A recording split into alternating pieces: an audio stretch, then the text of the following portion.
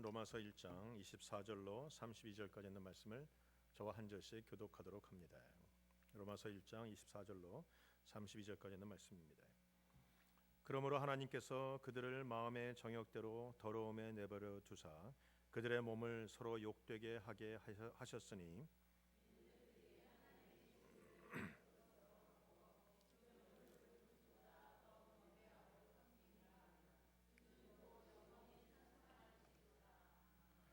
이 때문에 하나님께서 그들을 부끄러운 욕심에 내버려 두셨으니 곧 그들의 여자들도 순리대로 쓸 것을 바꾸어 영리로 쓰며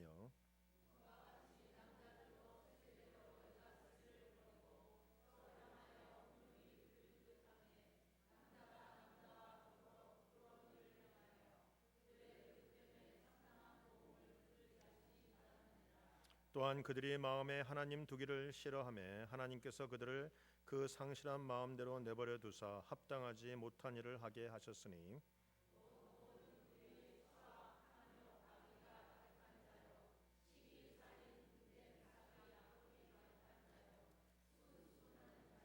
비방하는 자요 하나님께서 미워하시는 자요 능욕하는 자요 교만한 자요 자랑하는 자요 악을 도모하는 자요 부모를 거역하는 자요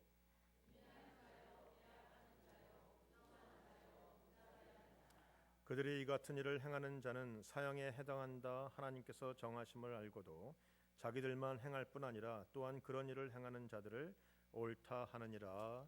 아멘. 오늘 본문에 있는 말씀을 가지고 하나님의 은혜를 함께 나눕니다. 여러분 들어오시다가 보면 제가 종이를 밖에 내놓은 것이 있습니다. 그리 미국 연방 대법원에서 주는 대법원에 관해서 우리가 공청회에 관한 글을 제가 여러분에게 나눠드렸습니다. 저희는 주일마다 에베소서 강의를 설교를 하고 있지만 이번 주는 특별히 한인 모든 교회 안에 교계에서 부탁이 들어와 있습니다. 여러분 잘 알다시피 오는 4월 28일 오는 화요일입니다. 화요일 날 연방 대법원 판사 9명과 또한 모든 동성애를 찬성하는 사람과 반대하는 사람들이 모여서 공청회가 이루어집니다. 왜 동성애가 미국 안에 합법화가 돼야 되는지 또한 동성애가 왜 합법화가 되면 안 되는지에 관한 이야기가 지금 공청회로 되어지게 되어 있습니다. 그리고 그 공청회를 듣고 그 결과를 가지고 6월 달에 되면 연방대법원 판사 9명이 미국의 동성애 합법화에 관한 결정을 합니다. 지금 현재 37개 주에서 동성 결혼이 인정이 되어 있습니다. 그리고 13개의 주가 아직은 반대가 하고 있죠. 그런데 37개 주에서 찬성은 하고 있으나 그 중에서 주민들이 발의해서 한 것은 불과 3개 주에 불과하고 정치인들이 미리 앞서서 정치인들이 그냥 결정해서 움직이는 것이 더 많다라는 것입니다. 그래서 우리 한인교회들은 이번에 같이 모여서 연락을 하고 오늘 특별히 하던 모든 설교를 멈추고 오늘만큼이라도 동성애에 관한 이야기를 좀 하고 교회마다 이제는 한인들이 믿는 자들이 하나님의 말씀에 입각해서 살아가는 우리들이 이것을 놓고 기도하고 이 땅을 놓고 기도하고 이 특별히 4월 28일 날 있을 이 중요한 공청회에 하나님의 말씀의 기준이 바로 쓸 수 있도록 우리가 기도하기를 원해서 그런 부탁들이 들어와서 제가 에베소 설교를 잠깐 멈추고 여러분과 함께 그런 이야기를 하려고 합니다. 한국 교인들을 만나보면 대부분 한국 문제에 관해서는 박식하십니다. 한국의 세월호 사건, 한국의 성완종 그분의 그 파일, 자중에 한국에 있는 그 모든 뉴스를 보시면서 한국에 있는 이야기는 많이 하시고 독도에 관한 이야기 하시고 한국에 관한 이야기는 늘 아시고 기도하는데 문제는 미국에 관한 것을 잘 모르신다는 거예요. 그러나 여러분 우리가 살고 있는 것은 한국이 아니라 미국입니다. 그리고 우리가 살 땅도 미국이고 또한 우리의 자녀가 살 땅도 미국인 것이. 그래서 우리가 미국을 놓고 기도하시지 않으면 우리가 살아갈 이 땅에서 어려움을 겪는 것이 당연합니다. 성경에 보니까 포로로 잡혀간 그 땅에서 그 땅을 놓고 기도하라. 그 땅이 평안해야 우리가 평안하고 그 땅이 복을 받아야 우리가 복을 받는다라는 대목을 우리가 알고 있다라는 것입니다. 동성애 참 말도 많고 탈도 많은 것입니다. 우리 한국도 보면 깜짝 놀랄 정도. 예전에 제가 자랄 때는 동성애에 관한 얘기만 해도 우리가 전부 다 치를 떨고 이게 뭐야 그 좀 그런 생각이 들었는데 요즘은 아닌 것 같아요. 요즘은 연예인부터 나와서 커밍 아웃 이런 단어를 쓰면서 자기가 동성애자라고 자랑스럽게 밝히면 또 옆에서 박수 쳐주고 용기 있다고 얘기하고 잘했다고 얘기하고 그건 자연스러운 것이다 얘기하는 그런 이상한 풍조가 있다라는 것입니다. 그들이 말하는 건 자연스럽다는 것이죠. 그들이 주장하는 건 그것입니다. 이 태어날 때 잘못 태어난 사람들이 있습니다. 남자로서 여자 성기를 갖고 있는 사람도 있고, 여자로서 남자 성기를 갖고 있는 사람도 있고, 남자이지만 호르몬이 약해서 여성 호르몬이 더 강해서 여성스러운 사람도 있고, 여자이지만 남성 호르몬이 많이 나와서 남성스러운 사람도 있습니다. 그러니 그들은 자연스럽게 이렇게 살아가는 것이 맞는 것이다. 여러분, 그것이 맞습니까? 물론 태어날 때 그렇게 태어나시는 분이 계십니다. 그걸 부인하지는 않습니다. 그러나 그런 사람들은 불과 0.01%에 불과합니다. 1000명 가운데 1명 있을까 말까 한 사람들이에요. 그리고 그렇게 태어났다고 하면 다 그렇게 태어났기 때문에 마음대로 살아야 됩니까? 그렇게 태어났기 때문에 하나님의 말씀에 어긋나서 자기 뜻대로 살아야 됩니까? 아니지 않습니까? 우리가 자꾸 동성애를 따로 떼서 생각하는데, 사실은요, 우리가 살아가면서 태어난 사람들이 잘못 태어난 사람들 그 외에도 많이 있어요. 어떤 분은 다리가 짧습니다. 어떤 사람은 다리가 없습니다. 어떤 사람은 팔이 오그라져 있습니다. 어떤 사람은 손가락이 몇 개가 안 됩니다. 우리가 태어나면서 기형으로 태어나시는 분이 사실은 더 많아요. 그러면 기형으로 태어난 사람들은 다 하나님을 원망해야 됩니까? 기형으로 태어난 사람들은 다 하나님의 뜻에 어긋나고 자기 멋대로 살아가야 됩니까? 우리가 잘 알다시피 주위에 다리도 없고 팔도 없는 분이 하나님께 예배하고 찬양하는 사람도 있지 않습니까? 우리가 잘 알고 있는 마리아라는 그 여인은 팔이 짧고 팔이 없고 다리가 짧은데 그 찬양하는 여인으로 달라지지 않았습니까? 우리 가운데 호르몬이 약하고 뭐가 약하고 뭐가 약해도 여전히 하나님의 법대로 살고 하나님의 뜻대로 살고 말씀대로 사는 사람들이 얼마나 주위에 많이 있습니까? 그럼에도 불구하고 왜 굳이 동성애만큼은 따로 띄어서 호르몬 문제로 태어났으니까 그렇게 사는 것이 자연스럽다고 우리가 인정해주고 그것이 옳다라는 말을 우리가 귀가 솔깃해서 듣고 있느냐 말이죠. 사실 잘못 태어난 사람들의 숫자는 굉장히 적고, 많은 동성애자들의 문제는 사실은 그들이 길들여진 것에 불과합니다. 우리는 그것을 전문적인 용어나 혹은 영어에서 이렇게 얘기해요. Nature vs Nurture라고 얘기하죠. 태어나서 그렇게 살아가는 사람들은 불과 소수이고 극소수이고, 많은 사람들이 어떤 주어진 환경이나 상황 때문에 달라진 사람들이 동성애 집단이 있습니다. 그것은 군대와 혹은 요새는 군대도 여진들이 들어가지만 군대나 혹은 감옥이나 이런 상황 속에서 이렇게 강압적으로 혹은 어쩔 수 없는 상황 속에서 그런 성향이 발견된 사람들이 있습니다. 혹은 그런 성향을 가진 부모 밑에서 자랐기 때문에 길들여진 사람으로 길들여진 동성애적인 성향이 나타나는 경우도 있습니다. 그런 것은 다 그들이 선택했을 뿐인 것입니다. 사랑하는 성도 여러분, 우리가 이것은 자연스러운 것이다 태어났다는 말에 현혹되지 마시길 바랍니다. 태어난 사람들은 불과 적은 숫자, 대부분 많은 사람들은 적용되어진, 길들여진, 선택되어진 사람들이 더 많다라는 사실입니다. 그럼에도 불구하고 많은 사람들이 이것에 대해서 아주 이런 얘기를 하면 인본주의적인 것처럼, 굉장히 괜찮은 사람인 것처럼 얘기를 하죠. 미국의 오바마 대통령도 취임식 때 그런 얘기를 했어요. 어떤 민족이든지 어떤 컬러든지 어떤 종족이든지 혹은 동성연애자일지라도 미국 안에서는 정당한 권리를 보호받을 그 권리가 있다 이렇게 얘기했어요. 그래서 자꾸 세워주는 것이죠. 여러분들이 제가 강단에서 이런 얘기하면 꼭 문제가 좀 생기긴 생기지만 저는 그렇게 생각합니다. 그래도 얘기할 수밖에 없는 것은 우리 민주당이 들어오면 우리 한인들이 좋아지는 것은 사실이에요. 민주당은 소수민족, 소수를 세워주는 정당이기 때문에, 소수의 권익과 소수의 모든 것을 옹호해주는 그런 단체이기 때문에 민주당에 들어오면 소수인 한국 사람들이 월페어를 더 받고 한국 사람들이 이민 정책이 쉬워지고 모든 것이 편안해지는 것은 사실입니다. 그런데 그들이 말하는 소수민족은 한국 사람만 있지 않습니다. 그들이 말하는 소수민족에는 이슬람권도 있습니다. 그들이 말하는 소수민족에는 동성애자들도 포함되어 있더라. 그래서 민주당이 들어오면 항상 이상한 일이 생겨요. 민주당이 들어오면 하나님의 기준이 무너집니다. 민주당이 들어오면 학교에서 기도를 없애고요. 민주당이 들어오면 학교에서 동성애를 가리키게 돼 있고, 민주당이 들어오면 펀딩을 끊어내고, 민주당이 들어오면 이런 일이 생긴다는 거예요. 저는 여러분에게 민주당을 찍어라 공화당을 찍어라 하는 말은 아니지만, 우리 한국 사람들이 단지 내 이민 정책이 편해졌다고, 단지 우리의 어르신들 1세들이 단지 몇십 불을 더 받게 됐다고 그래서 민주당을 찍는 일들은 없어야 된다는 것이죠.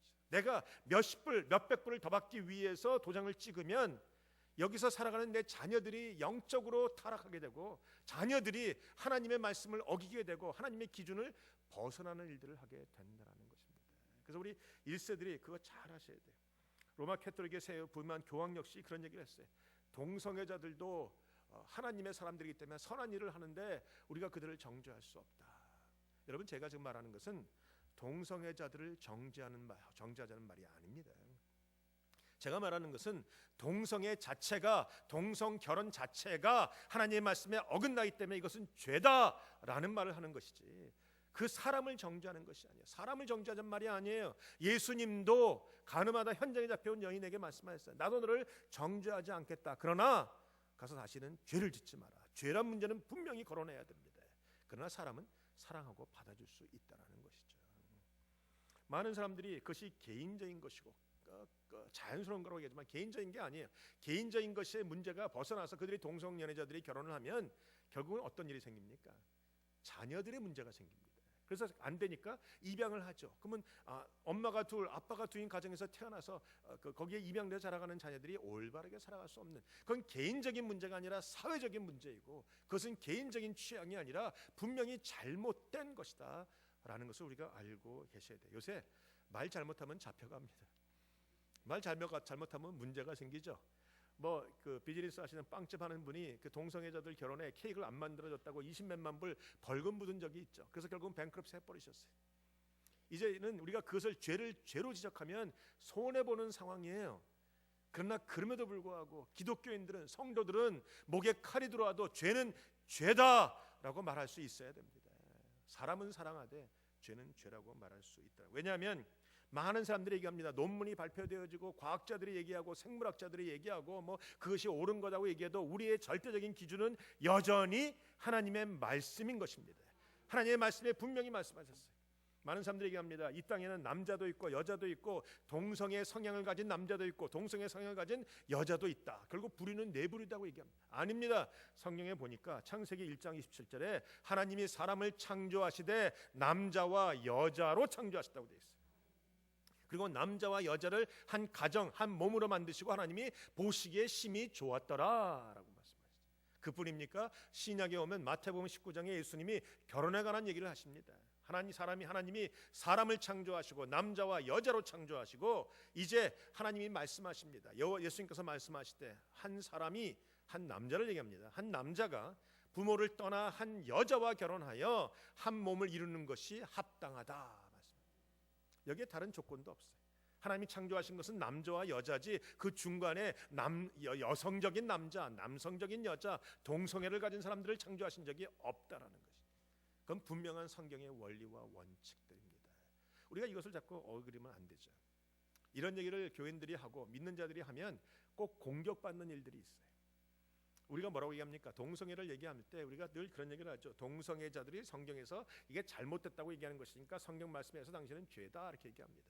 틀린 말은 아니지만 동성애자들은 우리에게 이런 얘기를 합니다. 그러는 너희들은 동성애를 안 할지는 모르지만 하나님의 법을 지키고 있느냐라고 물어봅니다.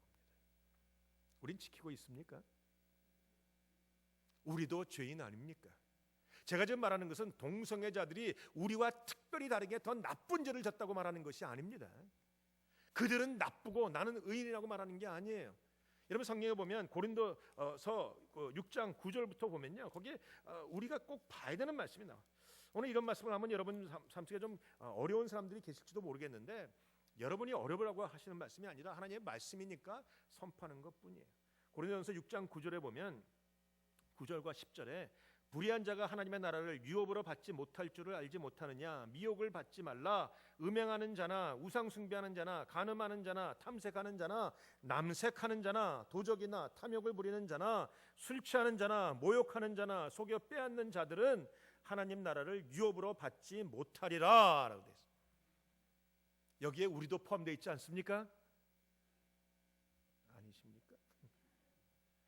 우리도 이 안에 이하면 죄인이에요. 우리도 하나님의 나라를 유업을 받을 수 없는 사람입니다. 동성애자, 남색하는 사람만이 죄인이 아니고 그들은 많이 더러운 것이 아니고 우리도 더럽고 우리도 죄인이고 우리도 잘못된 사람들이라는 거예요. 그렇지만 우리가 왜 이곳에 앉을 수 있습니까? 우리가 왜 살아계신 하나님께 예배할 수 있습니까? 우리가 어떻게 하나님의 자녀라고 이름받을 수 있습니까? 그 대목이 고린도전서 6장 11절에 나오잖아요. 거기 보면 이렇게 말씀이 나옵니다. 너희 중에 이와 같은 자들이 있더니 주 예수 그리스도의 이름과 우리 하나님의 성령 안에서 시침과 거룩함과 의롭다 하심을 받았느니라. 우리도 똑같은 죄인이기 때문에 그들을 손가락질하지는 않습니다. 그러나 죄는 죄라고 말하는 것입니다. 나도 죄인입니다. 나도 죄를 졌습니다. 그러나 우리는 죄를 회개했고, 우리는 하나님의 주님의 이름으로 시침받았고, 우리는 성령의 이름으로, 성령의 능력으로, 예수의 보혈로 정결함과 거룩함을 얻은 자들이라는 것입니다. 그게 다른 것이에요. 그래서 우리가 먼저 해야 되는 것은 죄는 죄다라는 문제를 분명히 이야기해야 되는 것입니다. 내 자녀가 아무리 사랑스럽다고 해서 내 자녀가 잘못하는 일을, 그래 사람 죽여도 괜찮아, 물건 훔쳐도 괜찮아, 마음대로 살아도 괜찮아, 그렇게 할 수는 없지 않습니까?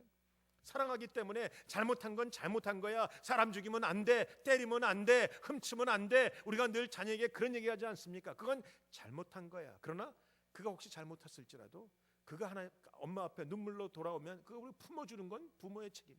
사랑은 하는 것이죠.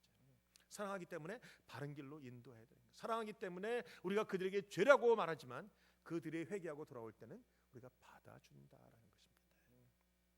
여러분, 동성애자라도 회개하고 돌아오고 죄를 인정하고 하나님 앞에 회개하고 돌아오면 저는 목사도 될 수 있다라고 생각을 합니다. 그 말은 뭐냐면, 목사님, 동성애자가 어떻게 회개했다고 해서 목사가 되겠어요? 그렇다면 이혼한 사람은 회개하고 돌아오면, 거짓말한 사람은요? 한국에는 깡패 목사들이 있습니다. 예전에는 깡패짓 하고 돌아다녔지만 감옥에서 하나님 만나고 예수님 만나서 회개하고 돌아와서 목사 안수 받는 사람은 다릅니까? 모든 죄가 다 똑같은데 왜 동성애만 따로 떼어서 하냐 말이죠. 그러니까 같이 얘기하셔야 돼요. 동성애자들이 목사가 된다는 말은 아닙니다. 이걸 잘라서 생각하지 마세요. 그러나 그들이 회개하고 죄를 버리고 하나님 앞에 돌아왔을 때는 그것도 가능하다라는 생각을 갖고 있는 것이죠. 우리가 똑같아요. 우리 중에 범죄하지 않은 사람 누가 있습니까? 그러나 회개하고 돌아왔으니까 하나님이 하나님의 자녀 삼으시고 하나님의 백성 되게 하시고 교회에서 장로도 되게 하시고 목사도 되게 하시고 권사도 되게 하는 것은 회개하고 돌아왔을 때 예수 그리스도의 이름과 성령으로 시침받은 우리들, 이제는 하나님 앞에서 당당하게 살아갈 수 있는 그런 사람이 된다는, 그러기 위해서 첫 번째는 죄를 죄라고 인정하고 회개하고 돌아오는 일이 첫 번째 되어야 된다는 것입니다. 주님이 마태복음 19장에 이렇게 말씀하셨죠. 한 사람이 부모를 떠나서 아내와 연합하여 한 몸을 이룰지라. 결혼하라는 말이에요. 그리고 뒤에 보시면 하나님이 하나 되게 하신 것을 사람이 나누지 못할지니라. 아멘 소리 안 나오십니까? 결혼이란 사람이 나눌 수 없다라는 말입니다. 그 말은 이혼도 하나님 앞에 죄라는 말입니다. 오해는 하지 마세요. 목사님 오죽했으면 그랬어요. 알아요. 얼마나 힘들었는지, 얼마나 괴로웠는지, 밤마다 얼마나 울었는지 압니다. 그러나 그래도 우리가 성경에서 말하면 이혼은 죄입니다. 그러니까 여러분이 어쩔 수 없는 상황에서 이혼하셨다면 오늘 방법은 한 가지예요. 회개하시고 주님의 이름으로 성령의 시침으로 시침받으면 되는 거예요. 그런 의미에서 성도는 끝까지 견디자. 제가 안타까운 것은 한국 같은 데 이렇게 뉴스를 들어보면 한국의 황혼 이혼이 그렇게 유행한다면서요. 30년 살고 40년 살아서 이혼해버려요. 그리고 그분들이 뭐라고 합니까? 도저히 못 참겠다고, 내가 애들 때문에 참았다고, 애들 때문에 용서했다고, 30년을 내가 용서하고 살았는데 이제 못 참. 그 용서는요, 용서가 아니죠. 그건 뭐라고, 제가 뭐라고 말씀드렸어요? 그건 뭐예요? 벼르고 있던 거지. 그건 용서가 아니에요. 30년 동안 용서해주고 살았다면 끝까지 용서하고 사셔야 돼요. 주님이 말씀하세요. 하나님이 짝지어 주신 것을 사람이 나누지 못할지니라. 그러니까 우리가 삶 속에 죄가 사실은 너무 많아요. 믿는 자들 안에 다 죄가 있어요. 제가 지금 여러분에게 하고 싶은 것은 여러분을 정죄하는 말이 아닙니다. 여러분 중에 거짓말하는 사람, 여러분 중에 음행하는 사람, 여러분 중에 뭐 이런 나쁜 짓 하는 사람, 여러분 중에 술수 부리는 사람, 여러분 중에 이혼한 사람, 여러분 중에 뭐 하는 사람, 여러분 중에 있을 겁니다. 제가 여러분을 대상으로 하는 게 아니에요. 저도 죄인이고 우린 다 죄인이기 때문에 하나님 앞에 죄인으로 나와서 회개하고 예수의 보혈로 시침받고 거룩한 백성이 되자라는 것이고, 제가 지금 말하는 것은 그럼에도 불구하고 죄는 죄라라는 것이에요. 괜찮습니다라는 말이 아니죠. 죄는 죄예요. 그렇기 때문에 죄를 지적하고 죄를 회개하고 나오면 하나님이 받아주시고 세워주시고 오늘도 주님 앞에 당당하게 살아갈 수 있는 자가 된다는 것입니다.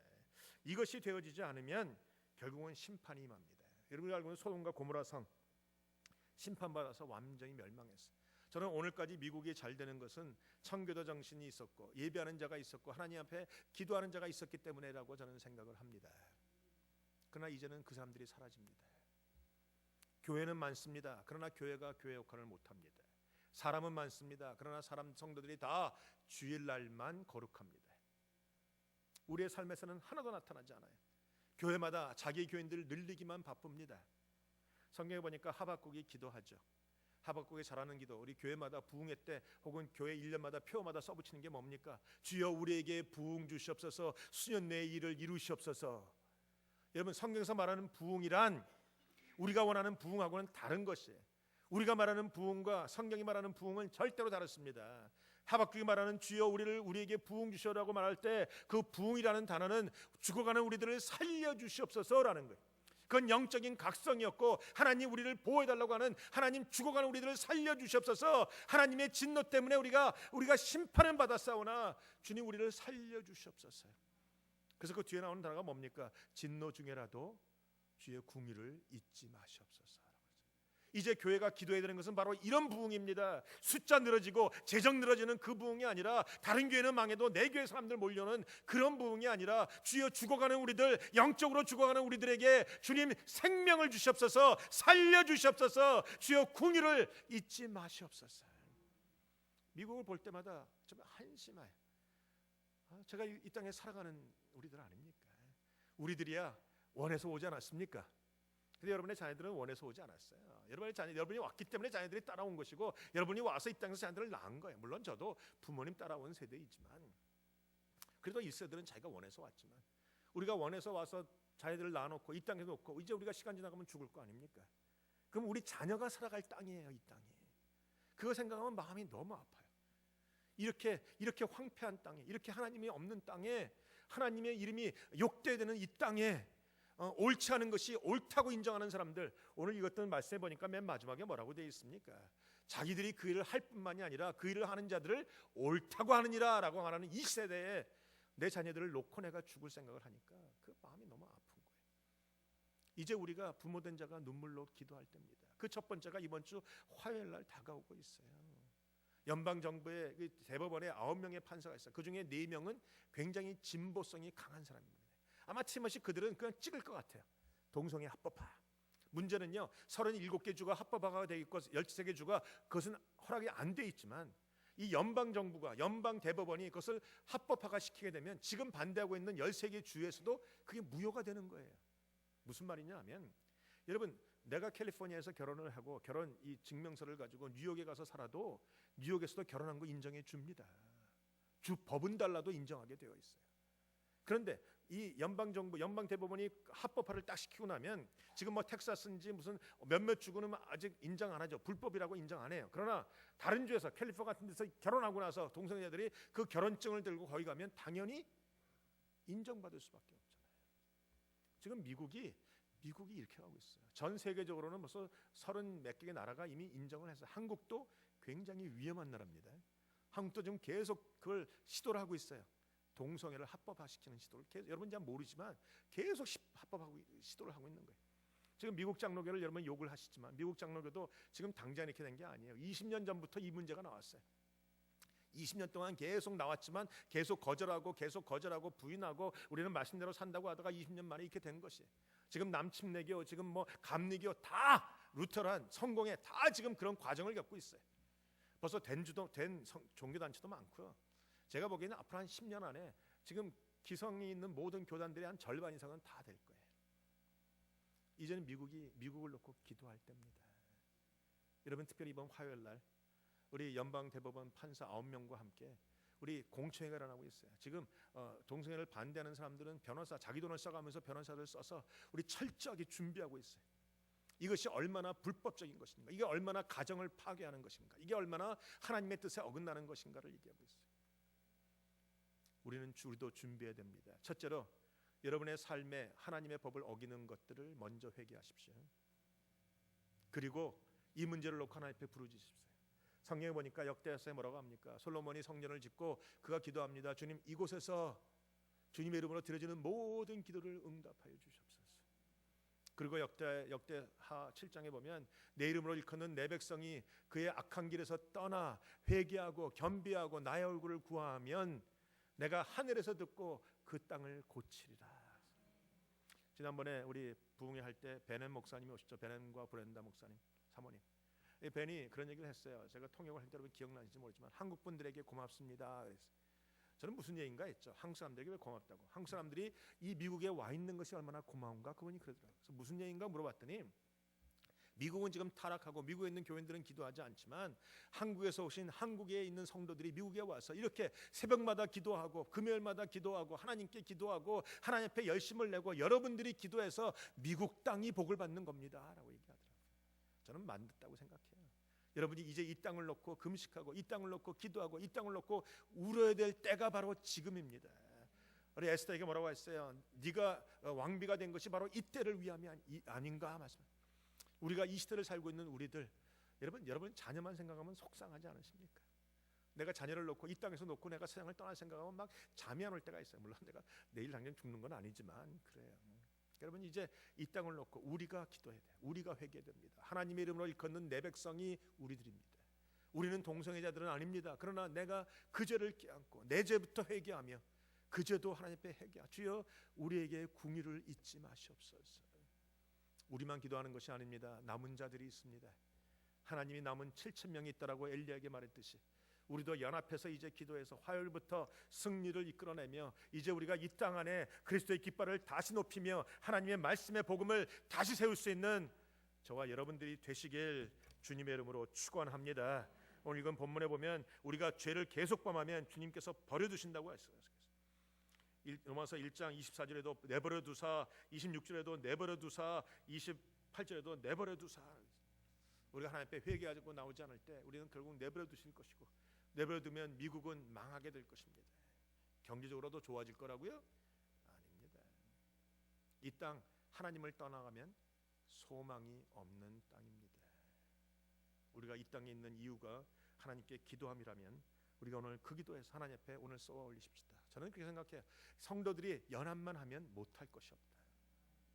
여러 번 얘기하지만 빛이라는 것은요, 이 땅을 밝히는 빛이 집중만 하면 레이저가 됩니다. 저는 성도들이 지금 한인교회에다가 우리가 다 저도 그 일에 같이 동참하고 있거든요. 그래서 연락도 하고 얘기도 하고 설교도 해달라, 기도도 해달라 계속 그러고 있어요. 이번 주 화요일입니다. 여러분 기억하시고 하나님 이 땅에 하나님의 공의가 일어나게 하시고 하나님의 말씀이 살아나게 하시고 동성애라는 그 하나님의 불법하는 자들 안에 하나님께서 경고하여 주시며 또한 내 삶에도 하나님 잘못된 부분들을 내가 다 회개하오니 거룩하게 하시옵소서. 우리가 그런 기도를 함께 드리는 저와 여러분들이 되시길 주님의 이름으로 축원드립니다. 이 시간 다 같이 기도하시겠습니다. 기도하실 때 하나님 앞에 나의 죄를